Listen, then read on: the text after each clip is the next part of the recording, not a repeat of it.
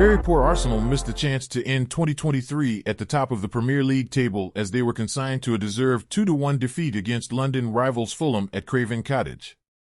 Seeking to bounce back from their West Ham United horror show, Mikel Arteta's men were on the path to redemption when Bukayo Saka prodded home inside the opening 5 minutes. But Marco Silva's side were on top for the remainder of the game and turned the derby on its head through Raul Jimenez and Bobby de Cordova-Reid. A reorganized Arsenal 11 saw all of Kai Havertz, Eddie Nketiah, and Jakub Kiwior earn promotion to the starting lineup, while Fulham forward Willian recovered from a hamstring issue to feature from the off against his old club. Let's go around the punditry world to hear what the experts are saying about Arsenal's abysmal performance at Fulham.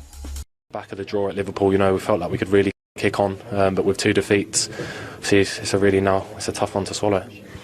Is there any kind of common thread that you can join across the 2 defeats that you've had at West Ham and against West Ham and here?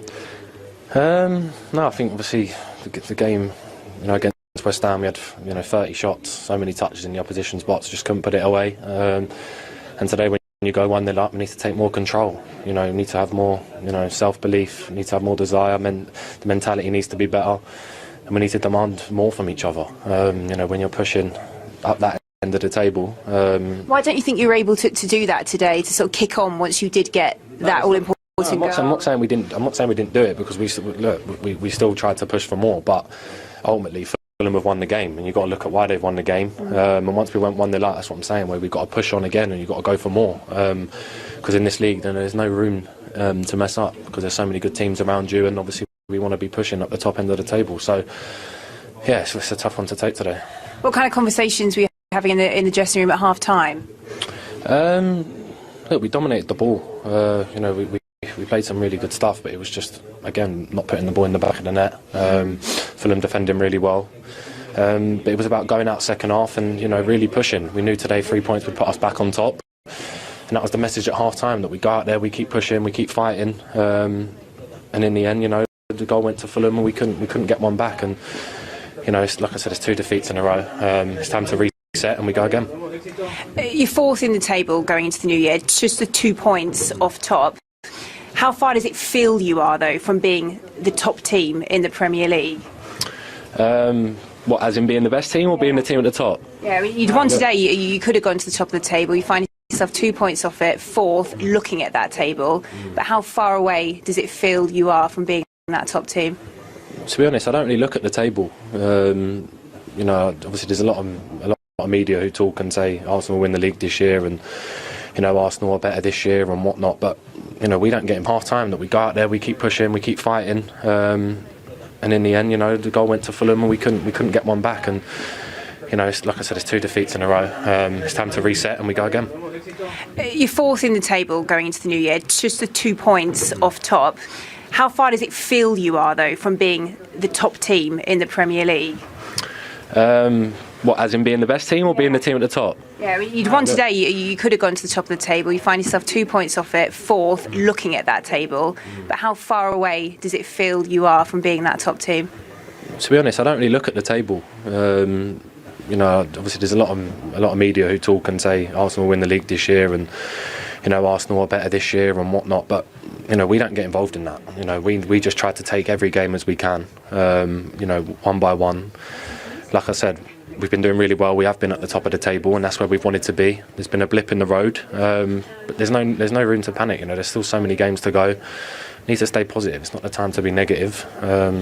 Look, we've got a great manager, a great set of players. And both players played really well today, didn't they? But for Fulham, Lara, what a way to end the year. A great way. I think they sniffed that vulnerability in Arsenal today. I think you could see that when they got that goal back, and it's hard saying this in front of Wright. I feel like he's going to give me an elbow. But I think they sensed that little bit of vulnerability. I think Arsenal at times were a bit tense, and Fulham played on that. And actually, with a better team, I felt in the second half, I felt, they forced Arsenal into making unnecessary errors or, sloppy possession. And I actually thought they ended the game really well. Yeah, it's hard to argue with that, isn't it, Wrighty? Well, no, you can't argue with it. We look like a team that's struggling with a plan B. I think that scoring a goal and then for some reason dropping off, instead of really putting the pressure on and trying to control the game, was something that bemused me a little bit, because you would have thought away from home, scoring and then scoring that early and then having the opportunity to really put the pressure on them, especially a team that hadn't scored, 3 games or whatever it was. It was very bemusing. And then you look at the players. I think the players have to look at themselves. And like I say, I feel like people have worked us out a bit. They know we want to go to our wings. They know that Saka's a major point of our offensive play. You know, same with Erdegaard. You know, it's just now it looks to me like there's going to have to be a plan B to what we're doing. We were very lethargic in our passing. It's very slow. It's very methodical. We don't look like we can move teams out of position because we're playing in such a passive manner. And I believe that the manager has to take a lot of that on board simply because, for some reason, the players are not expressing themselves, taking chances, taking opportunities to do something, to create something. And at the moment, we look like we're in a bit of a quandary. And you talk about a plan B. What does that plan B look like to you? Are you talking about bringing in another striker, having another... Well, I don't think, everybody's talking about, a striker in January. If we put a striker in January with the same attitude of the players and the team are playing at the moment, it's not going to make any difference. I think that everybody knows that we're looking for a striker, a main striker probably, but I'm not sure that would make any difference right now in the way we're playing. We're not playing... Couldn't recover them points to fight for the league. Yeah, but when they probably can now. You hope they can, Farah. Trying to give you some hope going. Yeah, I'm trying to take the hope from you. But the thing is that why it's very difficult to take that on board is because there's nothing that I've seen from Arsenal in the last 2-3 games what makes me feel that all of a sudden something's just going to click into place because we're not playing with the kind of confidence. We've got front men who are not playing with confidence. We're like Farah rightly said, we're making sloppy passes. It's very lethargic. They're there for the taking for teams. That's why a Fulham probably would be very surprised that they scored and then dropped off, gave Fulham the impetus to come forward. And we lost, and Fulham deserved to win that game today. Well, there is one player for Arsenal that has been in remarkable form all season, and that is Declan Rice. But I must say, he's hit a... It's like every time Paulina sort of senses danger, that you could see that it rubs off on you. And I think that's probably what's made Tom even better defensively and offensively, because he's playing with a brilliant partner there. Yeah, goal and 3 assists for Tom Kearney in December. But as you said, the balance of that midfield seems right at the moment. You took the words out of my mouth, Kel. I was going to say the balance in there with Iwobi, who's the legs, the energy. We saw what he's brought to this side offensively and defensively. He's willing to do the work alongside Paulini. And then Tom Kearney's sort of luxury, calm, composed figure. And I think what I loved about watching him play, and we know he's got it in his locker because he's had to work hard to get into this team, by the way, is that he brings that sense of composure to the team, and the timing of when he releases the ball, it's just so intelligent because he gives his team the opportunity to sustain attacks. And I think that's priceless within a team. And in a midfield balance like that, I think Fulham, if they can play like that again and keep moving forwards, they're only going one way. I think you're so right, because they won that midfield battle today. We talk about that's where you win and lose matches. But with Rice and Odegaard and Havertz, they never quite got that balance right today. They had enough energy. They didn't have that quality that they normally possess. It didn't happen very much last year when their midfield was getting outplayed. But in every department, I thought Fulham were the better side today. Considering how well Arsenal started, after 5 minutes, I thought they're going to go on and win this game comfortably. Yeah. That's what we normally... It was. I think it was the start that Arsenal needed after that defeat against West Ham. And this goal just comes from Castagna getting caught forward, and then Raya with the quick thinking, the ball into Havertz, just catching Fulham on the transition. And this is excellent, the way that they then progress the ball with Martinelli, and Castagna is 29 yards away out of the game. And it's just interesting to see how Arsenal then progress and what it does to Fulham's shape. And Paulini, we spoke about him before the game as being the man in that holding midfield or to come across, but this is excellent for Martinelli. He shifts his body, and then Saka, probably not with one of his finest of finishes, but I'm sure that will not matter. Get in that 6-yard box, that's where you get your goals. The other thing I'd say about Paulini, he's showing him down the line on his left foot, then the last second he just lets him come on his right foot, which is obviously a mistake because that's what he wants. And you can see there Saka just creeps in behind Anthony Robinson. It's a scruffy finish, to say the least, but he won't care one bit. And certainly Arsenal started well, and you thought they'd maybe go on, get another goal, but it was Fulham that then got into the ascendancy. They started to play well, create chances, and had a couple of really good sighters, and they made Arsenal nervous, and these were the good chances that they had here.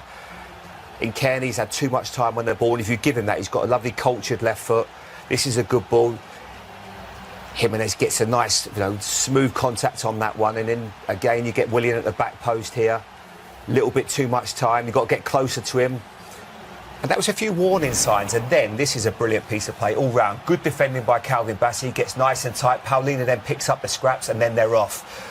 And I especially like what Tom Kearney does here, because that's something that I feel he has to do more of in his game. If he runs without the ball, he's very cultured, very nice on it. But if you give him time, that left foot is a delicious cross into a great area. Tom there gets in a nice position. You can see that Declan Wright is out of position. He then makes that run.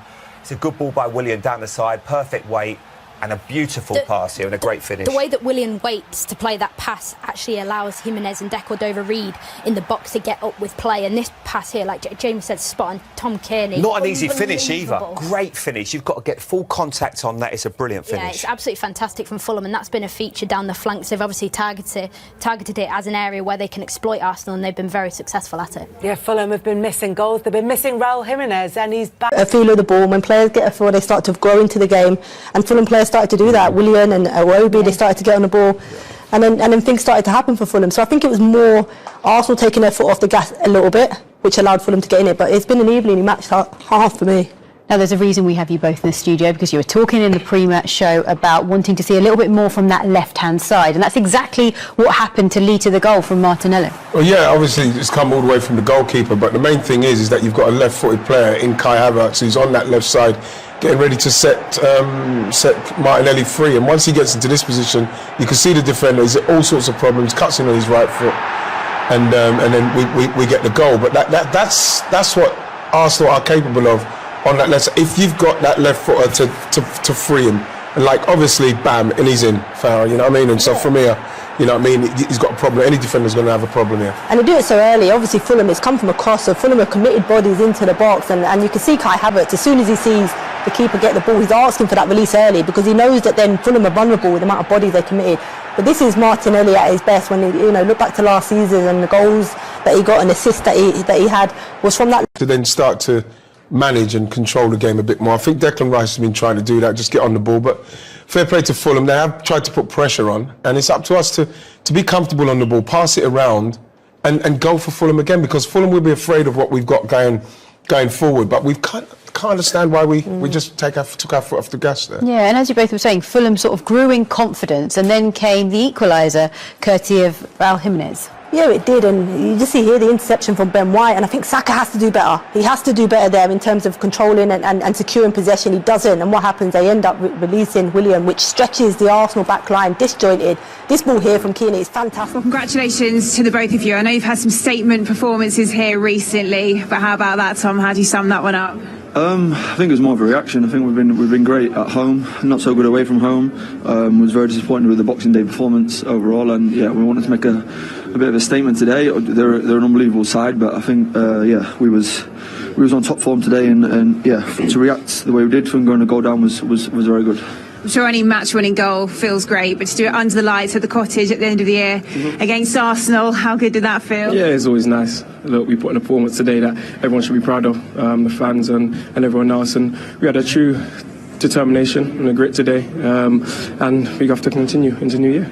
Despite the difficult start, as the game wore on, was it a case of more and more you really sensed that opportunity there for you this afternoon? Yeah, I think we were resilient in our shape. We all knew what we was doing. Everyone was working hard and working for each other. And on the ball, we was very good. We understand how we can hurt them. And unfortunately for me, I got the goal, right place, right time. But the lads worked really hard today and deserved the victory.